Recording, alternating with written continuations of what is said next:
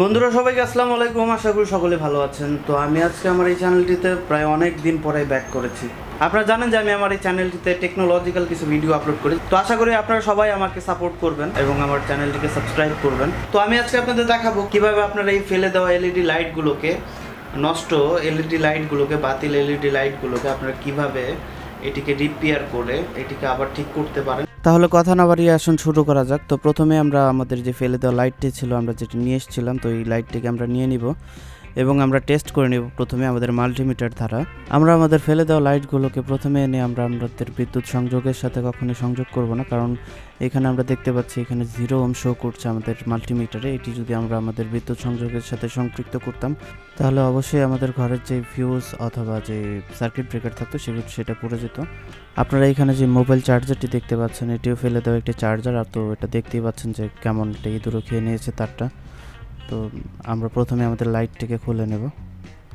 আমরা দেখতে পাচ্ছি এখানে আমাদের লাইটটি খোলার পরে একটি ক্যাপ এবং লাইটটির ভিতরে এলইডি লাইট আছে। তো আমরা এটা খুলে নেব আমাদের স্ক্রুড্রাইভার দ্বারা।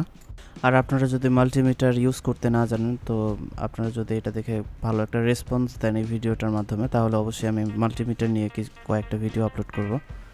তো আমরা দেখতে পাচ্ছি এটার ভিতরে একটি সার্কিট বোর্ড আছে এবং এই সার্কিট বোর্ড থেকে লাল এবং সাদা তারের মাধ্যমে আমাদের এলইডি লাইটে একটি সংযোগ এসেছে। তো আমরা এই সংযোগটিকে খুলে নেব আমাদের আয়রন দ্বারা। তো আমরা এটাকে অনেকে তাতালও বলে থাকে, আয়রনও বলে থাকে।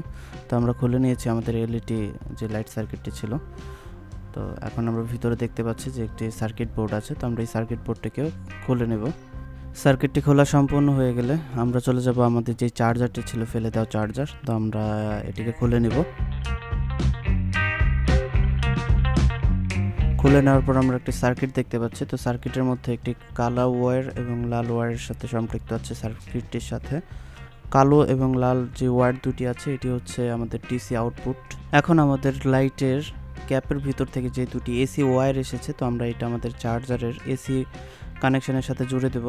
তো এটি হচ্ছে এসি কানেকশনের দুটি ওয়্যার কানেকশন করতে হবে এখানে। তো আমরা অলরেডি জুড়ে নিয়েছি।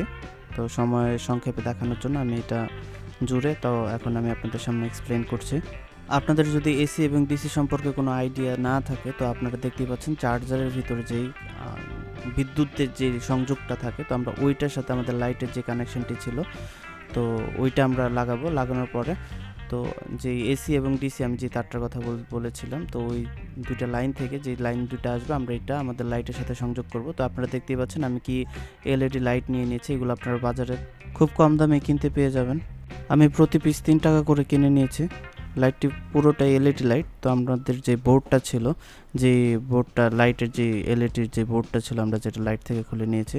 তো এটার ভিতরে যে লাইটগুলো লাগানো থাকবে, তো আমরা এগুলো খুলে আমাদের যে এলইডি লাইটগুলো ছিল ওইগুলো আমরা সেট করে নেব।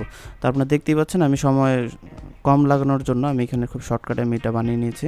এই লাইটগুলোকে আমরা প্যারালাল সার্কিটে লাগাবো। আপনারা যদি প্যারালাল সার্কিট না বুঝেন, তো আমি সেটা খুব সহজেই আমি আপনাদের দেখাবো।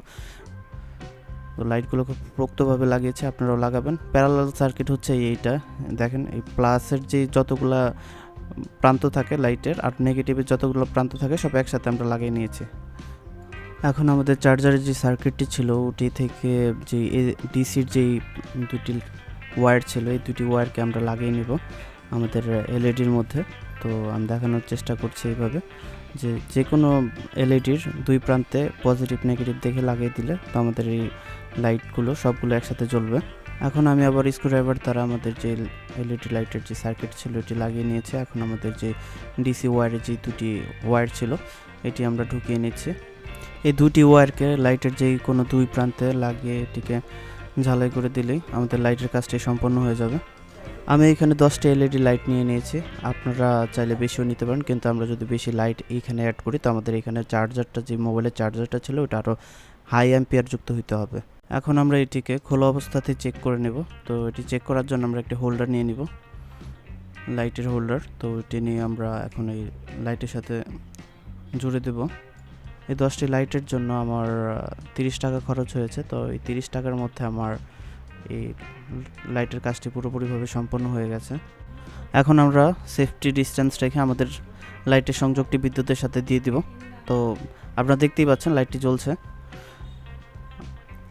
ক্যামেরার জন্য তেমন বোঝা যাচ্ছে না যে লাইটটি কতটা জ্বলছে, তবে বেশ অনেকটাই আলো হচ্ছে, কিন্তু আমার এই ক্যামেরাতে তেমন একটা বোঝা যাচ্ছে না যে কতটা আলো হচ্ছে। ঠিক ক্যামেরার ফোকাসের কারণে এই সমস্যাটি হচ্ছে, এটা আপনারা ভালো করেই জানেন। তো এটা আপনি এমনিতে ইউজ করলে এটার থেকে ভালো একটা পারফরমেন্স পাবেন। অনেকটা আলো হচ্ছে।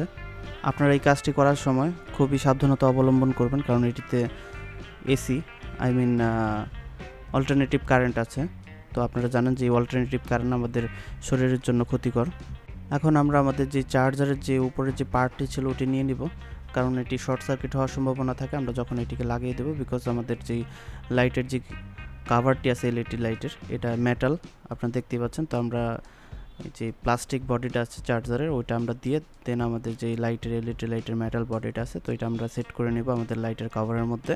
তারপর আমাদের যেই সেফটি ক্যাপটা ছিল ওই ক্যাপটা আমরা বসিয়ে নেব লাইটের উপর। আমাদের লাইট পুরোপুরিভাবে সম্পন্ন হয়ে গেছে লাইটের কাজটি। তো এই লাইটটি থেকে আপনারা ভালো একটা পারফরমেন্স পাবেন। আপনারা নর্মালি লাইটটা কেনার পরে যে পারফরমেন্সটা পেয়েছিলেন, তো ওইটার থেকে 4-5 গুণ বেশি পারফরমেন্স পাবেন এই লাইটটি থেকে। অনেক দিন টেকসই হবে এই লাইটগুলো এবং ভালো আলো দিবে।